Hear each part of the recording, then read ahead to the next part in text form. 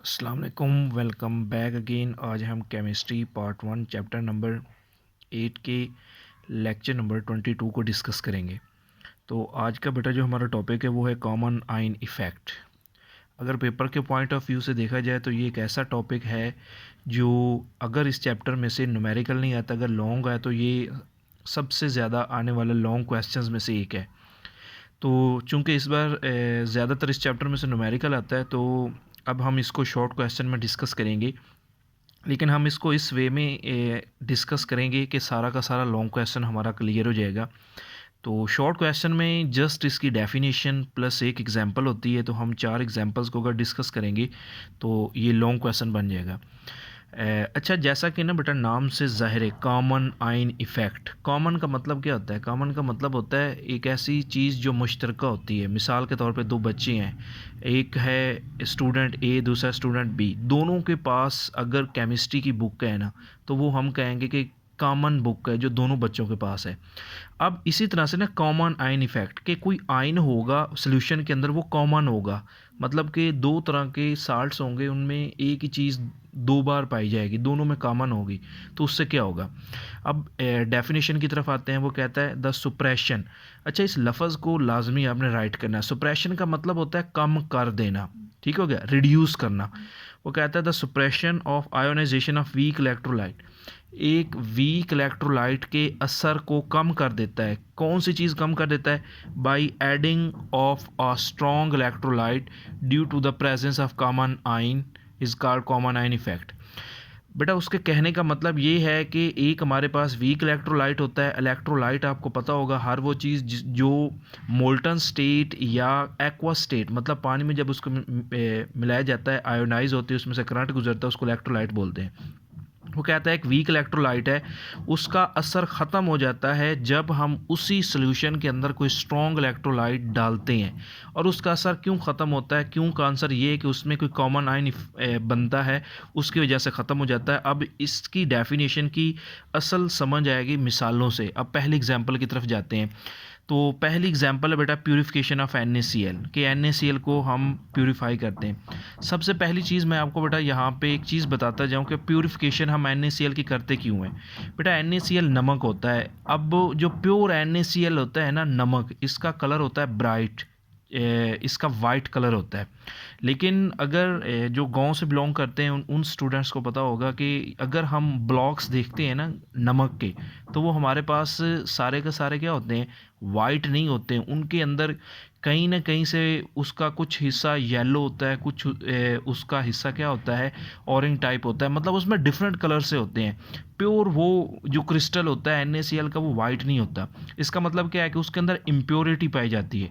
जब भी आपके पास प्योर NaCl होगा, उसका कलर हमेशा क्या होगा? वाइट होगा, ब्राइट होगा। अब उसको प्योरीफाई करने के लिए हम लोग क्या करते हैं बेटा कि कॉमन आयन इफेक्ट का सहारा लेते हैं। वो कहता है कैसे करेंगे?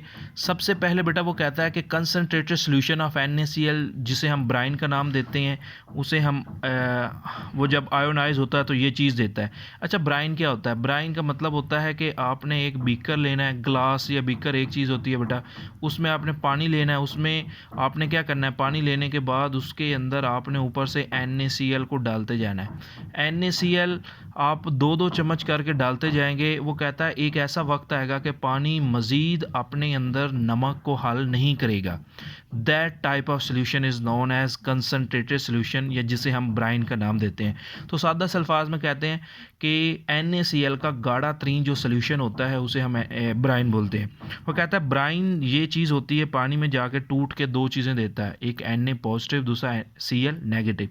अब वो कहता है इसी सोल्यूशन में अगर ऊपर से मैं हाइड्रोजन गैस गुजार दूं, HCl गैस गुजार दूं, या वो कहता है इसके अंदर बेटा मैं HCl के ड्रॉप्स डाल दूं, तो फिर क्या होगा?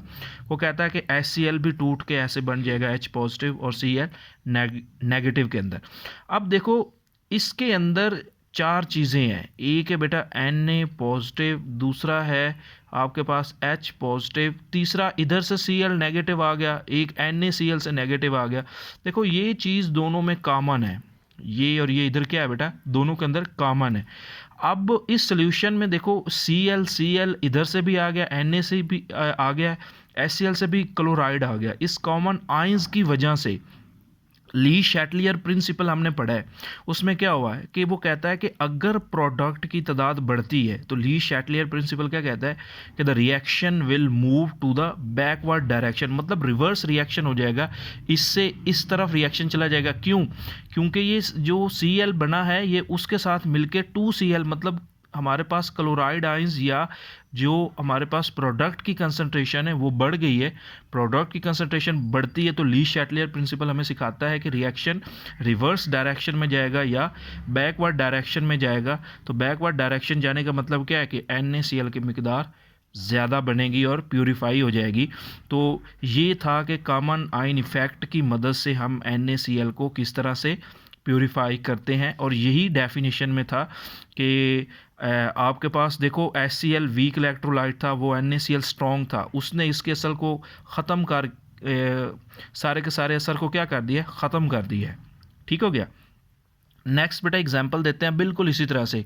वो कहता है कि लैब्स के अंदर अगर हमें प्रेसिपिटेशन ऑफ KClClO3 हमें ये बनाने हो तो फिर भी हम कॉमन आयन का सहारा लेते हैं इस इफ़ेक्ट का। कहता है वो कैसे? वो कहता है बिल्कुल हम लोगों ने क्या करना है बेटा, आपके पास वो कहता है KClO3 को इस तरह से हम लोगों ने बेटा क्या करना है, पानी में डाल देना है। पानी में डालने से हमें पता है वो K पॉजिटिव आयन और ClO3 नेगेटिव आयन के अंदर टूट जाएगा। वो कहता है अब इसके अंदर साल्ट हम डाल देते हैं KCl का, ये टूट के क्या बन जाएगा, K positive plus Cl negative. इसमें देखो कॉमन आयन कौन से बने हैं, K पॉजिटिव। वो कहता है इन दोनों K पॉजिटिव के आपस में जो आयंस हैं ये भी देखो हमारे पास प्रोडक्ट में बना है। तो अभी हमने सीखा है जब प्रोडक्ट में ये कॉमन आयन क्या होंगे, ज़्यादा हो जाएंगे, मिलके ये रिवर्स रिएक्शन में चले जाएंगे। तो कहता है KClO3 के क्या बनेंगे बेटा, आपके पास प्रेसिपिटेट बढ़ना शुरू हो जाएंगे। उसके बाद हम क्या करेंगे, फिल्ट्रेशन प्रोसेस से उनको सेपरेट करना शुरू कर देंगे। उसके बाद बेटा एग्जाम्पल नंबर 3 की तरफ चलते हैं। वो कहता है identification of group 2A in basic radical. अच्छा बेटा ये जो ग्रुप 2A है या ग्रुप 4A है, ये आपने ना सेकेंड ईयर क्लास के अंदर जाना है ना, वहाँ पे ये प्रैक्टिकल्स होते हैं तो आपको वहाँ पे ये सही अंदाज में करवाए जाएंगे। तो अभी मैं आपको यही बता देता हूँ कि सेकेंड A ग्रुप को कंफर्म करते हैं और आपके पास फोर्थ A ग्रुप को कंफर्म करने के लिए हम कॉमन आयन इफ़ेक्ट का सहारा लेते हैं। तो ये वहाँ पर ना प्रैक्टिकल्स हैं, तो सेकेंड ईयर में ये सारी चीज़ें आप डिटेल से समझेंगे। तो यहाँ मैं समझाने की कोशिश करता हूँ बेटा। वो कहता है for identification of group 2A in basic radical वो use concept of common ion effect. First of all वो कहता है कि ग्रुप 2 को हम एक मिसाल से देखेंगे किस तरह से करते हैं बेटा। सबसे पहले कहता है बेटा आपने सोल्यूशन में H2S गैस या H2S लिक्विड को आपने डाल देना है। ये किस में कन्वर्ट हो जाएगा, 2H पॉजिटिव और S नेगेटिव 2 के अंदर। अब वो कहता है इसमें हमने क्या चीज़ ऐड कर देनी है, HCl ऐड करने से आपको पता है ये H पॉजिटिव और Cl नेगेटिव में टूट जाएगा। इसमें देखो कॉमन आयन कौन से बने हैं, इधर बेटा देखो H पॉजिटिव, इधर भी H पॉजिटिव। वो कहता है अब प्रोडक्ट में ये क्या बने हैं, कॉमन आयन बनने की वजह से प्रोडक्ट की कंसंट्रेशन में इजाफा आया तो रिवर्स रिएक्शन क्या हो जाएगा, बैकवर्ड डायरेक्शन में चला जाएगा। तो वो कहता है due to the presence of common ion H positive ion के इस रिएक्शन में जो हमारे पास है H पॉजिटिव आयन कॉमन है, इससे क्या होता है बेटा हम ग्रुप 2A की जो है वो आइडेंटिफिकेशन करते हैं, हमें पता चल जाता है कि कौन सा ग्रुप प्रेजेंट है। और ये कैसे करते हैं ये आगे बेटा प्रैक्टिकल्स में आप सीखेंगे। कलर से पता चलता है कि डिफरेंट कलर्स आएंगे। मिसाल के तौर पे मैं कहता हूँ कि ग्रुप 2A से कलर आता है ब्राउन, ये मिसाल दे रहा हूँ अपनी तरफ से, फ़र्ज़ी मिसाल, हाइपोथेटिकल चीज़। अगर आपके पास आप ब्राउन कलर आएगा तो मैं कहूँगा ग्रुप 2A का कोई एलिमेंट होगा। क्लियर? इसी तरह से बेटा वो आखिरी एग्जाम्पल है, वो कहता है identification of group 4A in basic radical. अब बेसिक रेडिकल में बेटा हमने ग्रुप 4A को करना है। देखो ये सारी लाइंस बेटा ऊपर वाली हैं, जगह थोड़ी थी मैंने बीच में से छोड़ के लिखा है, आपने ऊपर से देख के लिख लेना है। कैसे? वो कहता है for identification of group 2A की जगह पे क्या लिख लेना है बेटा, 4A इन बेसिक रेडिकल वो use concept of common ion effect. ठीक हो गया, ये ऊपर से देख के आप लोगों ने राइट कर लेना है। नीचे बेटा वो कहता है first of all add NH4, उधर हमने H2S डाला, इधर क्या हमने डालना बेटा NH4OH इन साल्ट सोल्यूशन। NH4 बेटा टूट के क्या देगा, NH4 पॉजिटिव और OH नेगेटिव। उसके बाद वो कहता है इसमें हमने कौन सा बेटा सोल्यूशन डालना है, NH4Cl। NH4 बेटा आयोनाइज होके हमें देता है NH4 positive and Cl negative. देखो दोनों में ये कॉमन है बेटा, NH4 इधर भी, NH4 इधर भी। तो वो कहता है इन दोनों कॉमन्स होने की वजह से वो कहता है due to the presence of common ion NH4 positive ion, इससे क्या होता है, इससे बेटा फोर्थ ए ग्रुप जो होता है वो आइडेंटिफाई होता है। और ये मैंने आपको बताया कि आइडेंटिफिकेशन कलर से होती है, ये आपने सेकेंड ईयर प्रैक्टिकल्स में देख लेना है। अगर ये बेटा कॉमन आइन इफेक्ट देखा जाए ना, अगर ये चारों एग्जांपल्स बेटा लिखे तो लॉन्ग क्वेश्चन बनता है। आपको शॉर्ट में पिक करना है तो just example plus purification of NaCl आपने क्या करनी है, एग्जांपल लेनी है।